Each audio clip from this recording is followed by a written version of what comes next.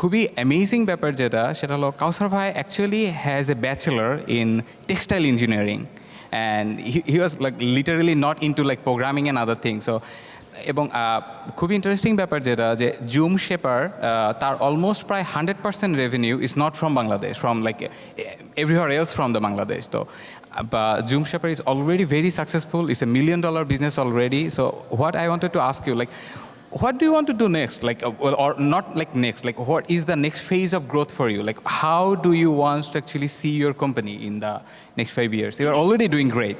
So, what's Thank more? you. Thank you, Asif bhai. কি করতে যাচ্ছি নেক্সট? হ্যাঁ, ভেরি টাফ কোশ্চেন। আমি আসলে নিজেও জানি না কী করতে যাচ্ছি, বাট অবশ্যই কিছু করতে চাচ্ছি যাতে কোম্পানি সাস্টেইন করে, কারণ হচ্ছে যে কোনো বিজনেসের সাস্টেনেবিলিটি খুব জরুরি। তো আমরা খুব ব্রেইন স্টর্মিং করতেছি যে কীভাবে বিজনেসকে আরও বাড়ানো যায়। আরও যেমন আমরা এখন টিমে প্রায় 20-24 জনের মতো আছি, কীভাবে টিমকে বড় করা যায়, কিংবা যে অপরচুনিটিসগুলো আছে বিজনেসের সেগুলোকে কীভাবে বাড়ানো যায়, কিংবা আমরা যে কোয়ালিটির প্রোডাক্ট আমরা দিচ্ছি, আমি মনে করি এবং আমি বিলিভ করি আর কি যে আমাদের যে প্রোডাক্টের কোয়ালিটি চমৎকার। আমরা খুব চেষ্টা করি প্রত্যেকটা প্রোডাক্টের ইউএক্সকে যত সহজ করা যায় ইউজারের কাছে এবং ডিজাইনকে কত সুন্দর করা যায়, তো এই ধরনের প্রোডাক্ট যাতে বেশি বেশি কাস্টমারের কাছে পৌঁছায়, তো সেই ব্যাপারে আমরা খুব চেষ্টা করছি যাতে বেশি বেশি কাস্টমার আমাদের প্রোডাক্ট ইউজ করতে পারে। ওয়ার্ল্ড ওয়াইড বিভিন্ন বড় বড় প্রতিষ্ঠান আমাদের প্রোডাক্ট ইউজ করতে পারে, তো আমাদের নিজেদেরও যাতে গ্রোথ ভালো হয়। তো আমাদের খুব বেশি ফিউচার প্ল্যান নিয়ে আমি কখনো আগাতে পারি না। আমার প্ল্যানগুলো খুব শর্ট টাইম হয়, 1 বছর 2 বছর এরকম প্ল্যান করে আমি সবসময় আগাই। খুব বড় কোনো প্ল্যান করতে পারি না, এটা আমার একটা সমস্যা বা লিমিটেশন বলা চলে।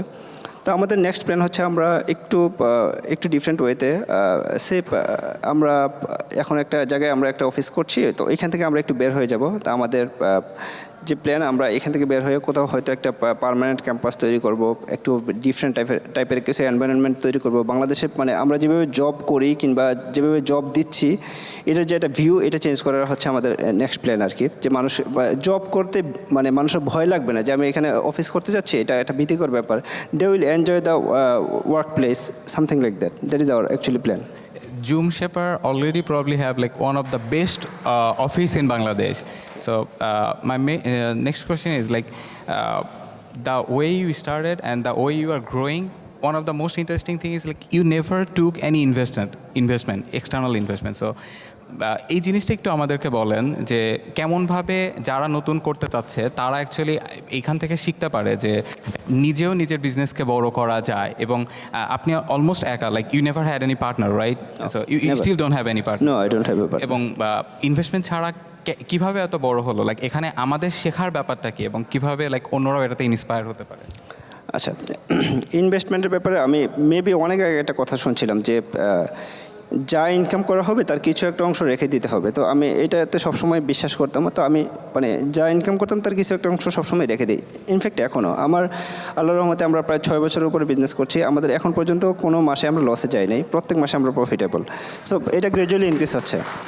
সো আমি প্রত্যেক মাসে যেটা প্রফিট হচ্ছে সেখান থেকে একটা পার্সেন্টেজ রেখে দিচ্ছি। আমি চেষ্টা করতেছি 40-50% এরকম রেখে দেওয়ার। সো এইটাতে আমি আমার পরবর্তী বিজনেসে সেটা কাজে লাগাচ্ছি। এরকম আমি কোনো মানে সবসময় টাকা হাতে আসলো খরচ করে ফেললাম, এটাতে বিলিভ করি না, কিংবা আমার দরকার লাগে না আর কি। ব্যাপারটা হচ্ছে এরকম।